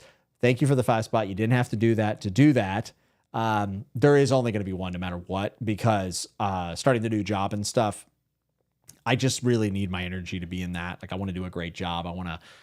There's just a lot of good stuff with this, and I'm very engaged, very happy. So there is only going to be one spin. If it's a 1-page book, it doesn't matter. There is one pick on here that says like whammy spin again. I don't remember who did that, but that is hilarious. Like Mrs. Nuts was like, is this legal? And I was like, yeah, I guess so. So we'll find out.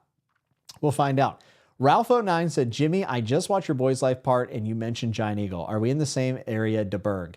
I am not in the Berg anymore, but I grew up in Southwest Pennsylvania, like northwestern West Virginia. So I know all about the Giant Eagle. The Strombolis are fire, dude.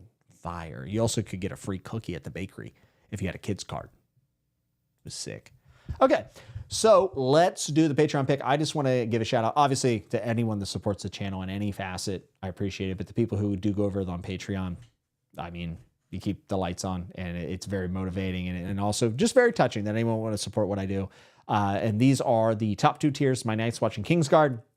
They have selected a massive amount of books here that I could pick from. I would just like to say, I'm just sitting here looking, and there are multiple people who have not changed their pick. since I've read some of these. I'm looking at things like The Wandering Inn, Kushiel's Dart. So if you've been picked or the book's already been read, you definitely want to make sure to change it. We have a bunch of new people. There was a lot of people who joined the Patreon last month. So shout out to everyone. Super generous, super nice. I appreciate it.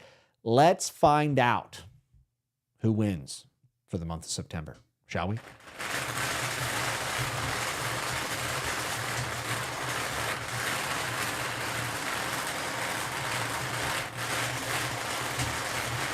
Also, there's so many people now on this list that I'm going to have to buy more balls, which means I need to find a bigger raffler at some point. This is going to be a good one. So I'm going to do what I did last time. I'm going to close it and then reveal it because I don't want to drop them everywhere. So the winner is... Oh, okay. The winner is... This is going to seem almost rigged, I think. The winner is number... Okay, you can see it back here, right? 58. And number 58 is, in fact, Bridger from the Library Ladder. And it is Mockingbird. And in parentheses, Tevis. So I have to look this up now because I don't know what this is. But if it's from Bridger, it's probably before 1980. Oh, wait, I think I'm wrong. No. It was originally published January 1980. Hand to God, didn't know that until I just looked. That is so funny that it's 1980 and that's the random date that I picked. I was going to go way I was going to go way older, but I didn't. That is incredible. So Mockingbird by Walter Tevis is a book that I just simply have no idea about. If Bridger's recommending it, again, I haven't looked at the description. I'm going to assume it might be post-apocalyptic because Bridger has been on a tear reading all about post-apocalyptic fiction, and I happen to be a huge fan of it. So Mockingbird, first off, number one thing, we have to see how many pages it is. This is the most crucial part of this whole thing. It's 288 pages. What an absolute lad old Bridger is. Mockingbird is a powerful novel of a future world where humans are dying. I'm in. Those who survive spend their days in a narcotic bliss or choose quick suicide rather than slow extinction. Humanity's salvation rests with an android who has no desire to live and a man and a woman who must discover love, hope, dreams in a world of a world reborn. So definitely sounds a bit post-apocalyptic. Definitely sounds like something that I would love. Sounds almost like Murderbot mixed with possibly like Born. I'm only thinking Born by Jeff Vandermeer for the simple fact that there is a couple in there kind of wishing for a world to be better. This sounds ideal. This sounds fantastic. I'm super excited. 288 pages. Bridger at number 58. You haven't let me down yet, Bridger. You've recommended me some absolute heaters. I actually bought Moth based on your recommendation recently. Oh, and Bridger says he also wrote The Queen's Gambit and HUD. I don't know what HUD is, but The Queen's Gambit, obviously, I think everyone knows at least a little bit about it. The Queen's Gambit is a fantastic movie. So I have not read the book, but if you can tell that kind of story, I think it's going to be pretty great. And this is a literary apocalyptic novel dealing with themes of like suicide. I'm going to love this thing. Woo! 288 pages, folks. Oh, my goodness. And Ben actually said, oh, someone just recommended me Mockingbird. Ben, would you like to impromptu buddy read? Can I ruin your month? It's only 288 pages. I would love it if you read it along with me. We can kind of, buddy up with that. Beth said, just signed in, have to say the manic creep of Crypt of the Moonspider is stellar. Loved it. Yeah, it is an undoubt. Very disturbing in different ways. HUD is about a pool shark played by Paul Newman in 2 movies. Okay, I will have to look into that. Do we know if Mockingbird has any chance of, or has it been adapted? Because I would love that. That would be very interesting. Oh, also The Man Who Fell to the Earth that was later made into a film with David Bowie. I had this in my TBR from StoryTube's newest video. I have not watched a single booktube video this week because of my new job. Is this on Carlos and Yolanda's TBR? Because if so, then we're absolutely going to have to make that happen as a buddy read. This could be fun. Okay. You know what's great about this is that I was going to talk about what I'm reading in September. And I was kind of going to come to this just honestly and be transparent in the fact that like I don't know what I want to read right now. Like I know there's times where I sit down like I want to read. I don't know what I want to read. I have so many sequels I could read. I'm very interested in continuing the Final Architecture. Rune Lords Book 2 is going to happen. But there's just nothing calling to me right now. So what a perfect time to jump into the Patreon pick. I'm going to read Mockingbird probably very soon. And when I say very soon, I mean maybe in the next 48 hours, I might start it. So that might hinder a little bit of the buddy reading. But even if, like Ben, if you want to read it, no pressure, or StoryTube reads it, it would be pretty awesome because maybe we could do like a discussion or something like that. But Mockingbird, I think, is going to be the immediate read. I'm also supposed to be reading the Armageddon Rag with Kyle. I am like 60 pages into it, actually really enjoying it, but it's just been kind of another book that I'm not necessarily in the mood to read. So it's been a bit of a struggle to pick it up. Not so much that I dislike it, just the wrong mood. So the only thing I can tell you that is going to happen in the month of September for absolute certainty is going to be Mockingbird here by Tevis. I'm very excited about it. It sounds like something in general I would enjoy. And maybe this will kind of get me out of this funk of like not knowing where to go next. And then I would say I'll either be reading Rune Lords Book 2 or what's the second book in the Final Architecture? What's the sequel to Shards of Earth? Someone put it in the chat just so I actually have the title of the book. I own it. I just can't remember it.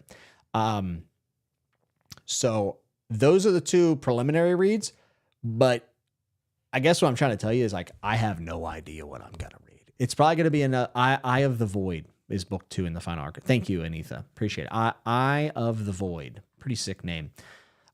So for me, I think that's all I can commit to. Is potentially Rune Lords or the second book in the Final Architecture, Eyes of the Void.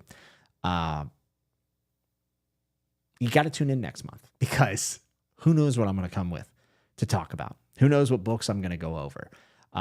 Who knows how much longer this goes on? I don't know. My life feels like it's changing pretty rapidly, but all in very good ways.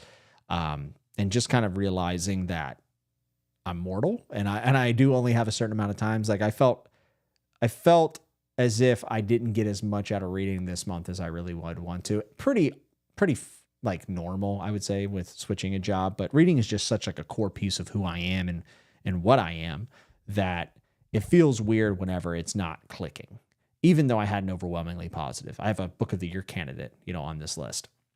So I'm just really hoping in September that I can find my way to books that want to be read by me at the right time and that they are just kind of home runs. I think the last week or so just was not feeling it, man. Was not feeling it. Probably like the most out of it I felt in a while. So I'm really hoping to love Mockingbird, or at least have something to say about it, which would be really neat.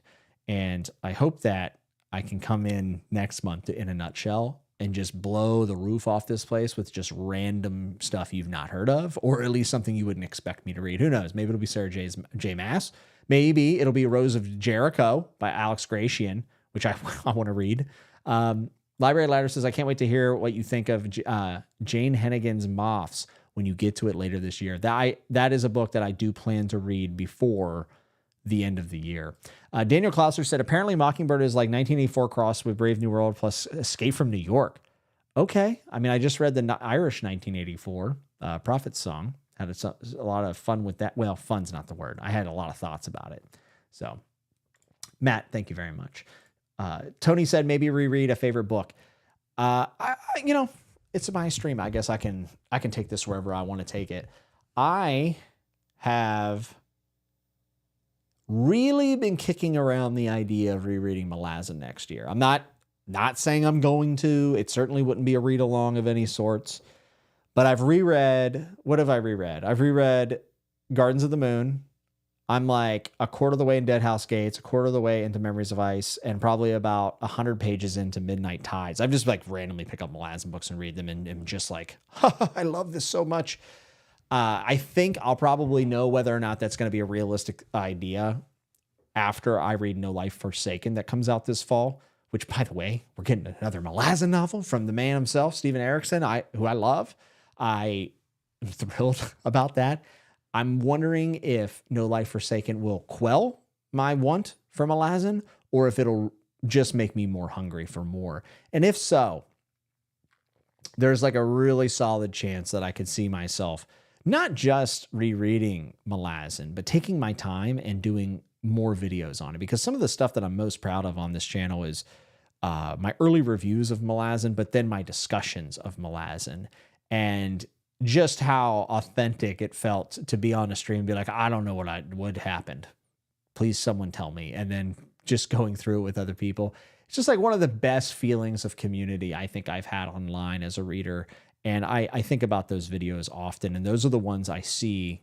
Between that and the R. Scott Baker ones are probably the ones that I see comments on the most frequent. It's like that and then Realm of the Elderlings. So we'll see what No Life Forsaken brings, but I've definitely been missing Malazan quite a bit.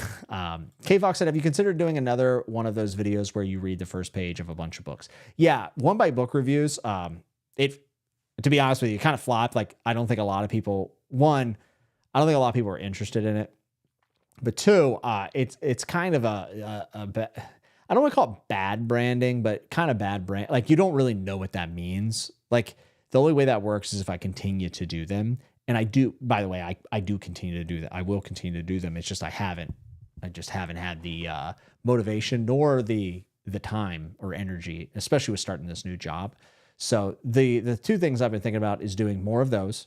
And I was thinking about doing my top 10 fantasy series of all time list, because I've never done that.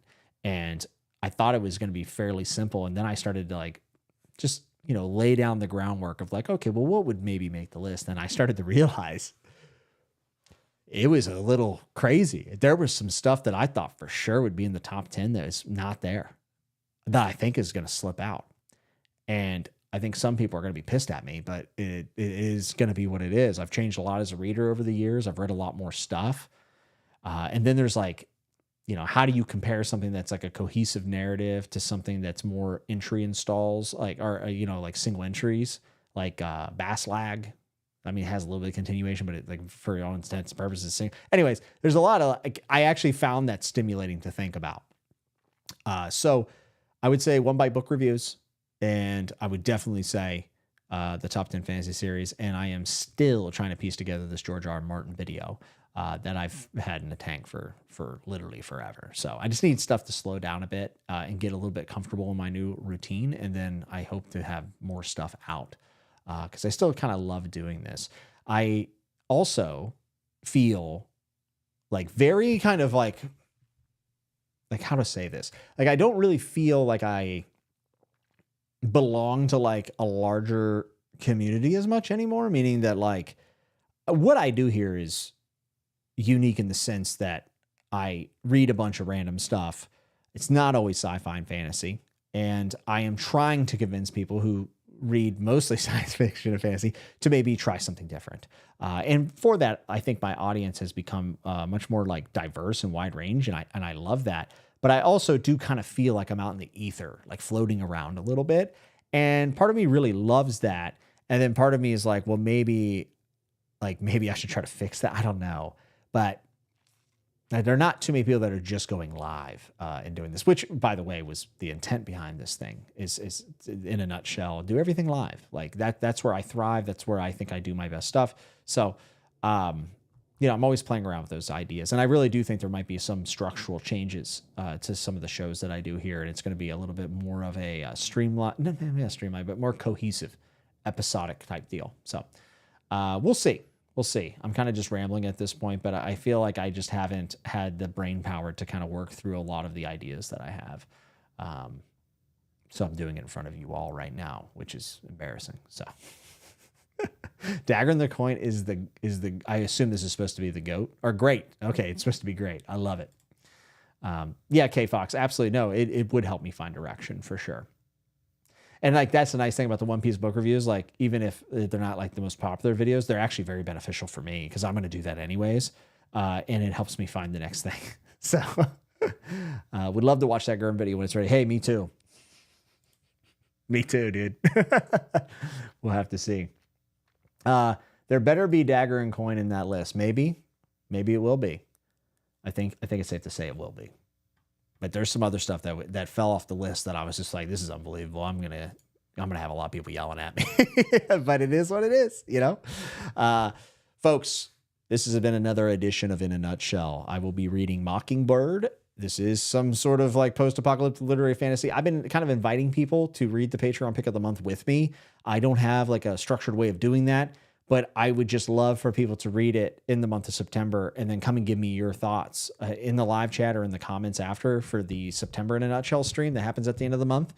I think it's kind of a fun way of being involved in the community and being heard and seen with your opinions. So I would implore you to try it. Why not? It's 288 pages.